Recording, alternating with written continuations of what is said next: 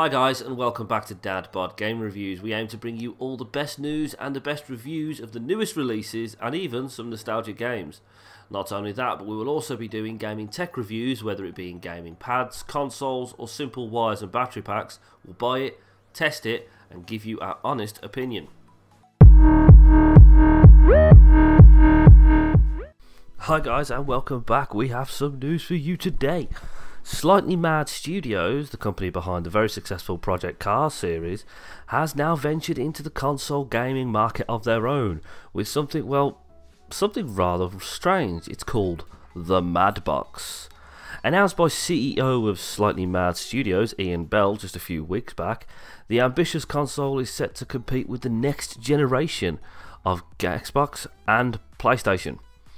The Mad Box will apparently port 4K gaming, have VR capabilities, as well as provide a free game engine for developers to use. Bell has been tweeted about the console since it first was announced, revealing some interesting concept photos, if you want to use that word. One of them was a PC tower shaped device with a gigantic neon M written on it. I'll see if I can get some pictures or a video of something, and I'll hopefully be playing in the background. But you have to admit, that was ugly. That was really ugly.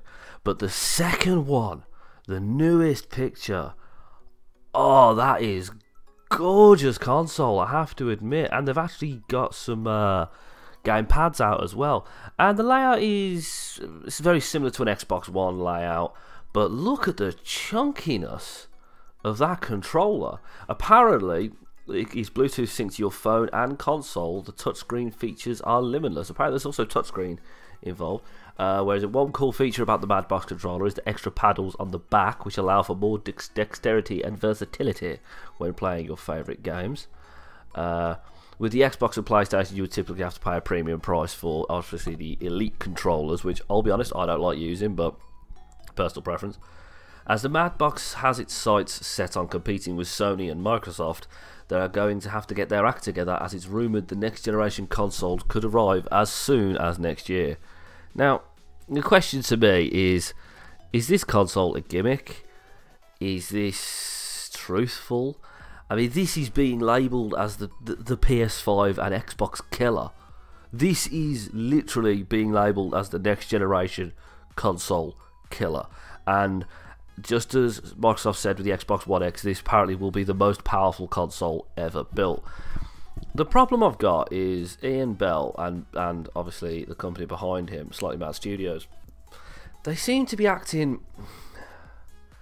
rather strange. They sound like, you know, the guy who's got like a really small engine car, but he goes on about like how it's faster than a Bugatti Veyron round the Nürburgring.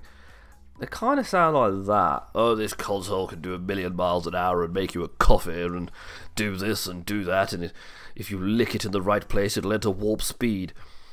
I don't know. I don't know whether to believe it or not. I think it is about time that another game console came out to compete with the big boys. 'Cause let's face it, it's been a very stale market if you think about it. You've only had Microsoft, Sony, Nintendo. Very few others, really. Obviously not including PC, but again, that's Microsoft, so I don't know. I don't know how to feel about it. I really don't.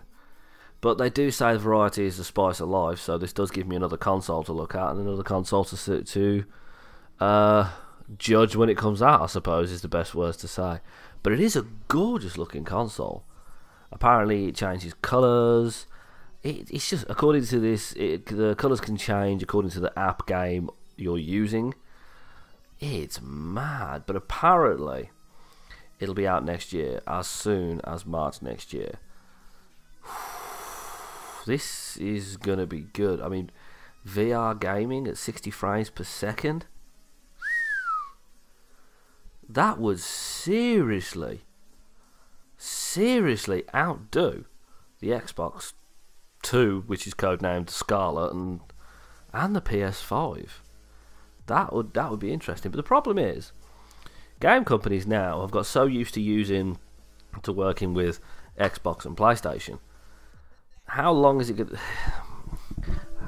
to be until the Mad Box, as they're calling it, gets its own exclusives and things like that. I mean, obviously, the developer company behind it are going to be producing games exclusively for that, but I don't think they will. If you think about it, they'll be losing out on literally 2/3 of the base of money. I don't think they will.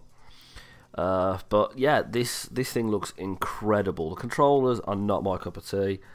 A little bit more information on it. Additionally, the Mad Box includes wireless linking and the ability to be orientated in 3 different ways: horizontally, vertically, and wall mounted.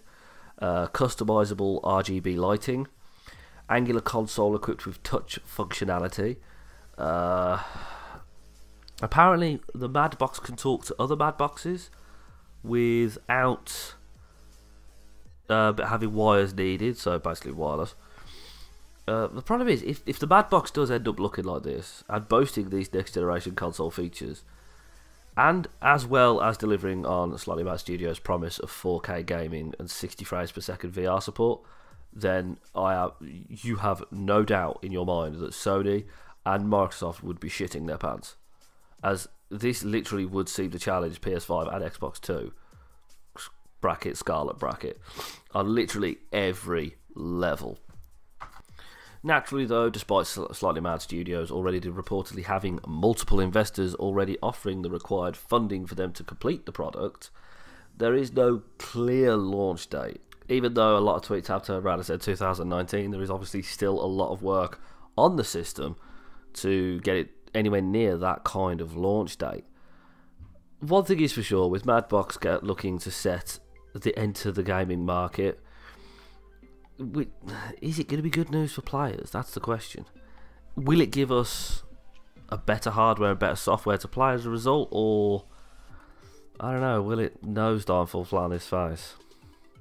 Everyone remembers how good the Dreamcast sounded when that came out. I rest my case. I don't know. And it has got two of the biggest rivals in the business to go against, and it's not setting its heights low.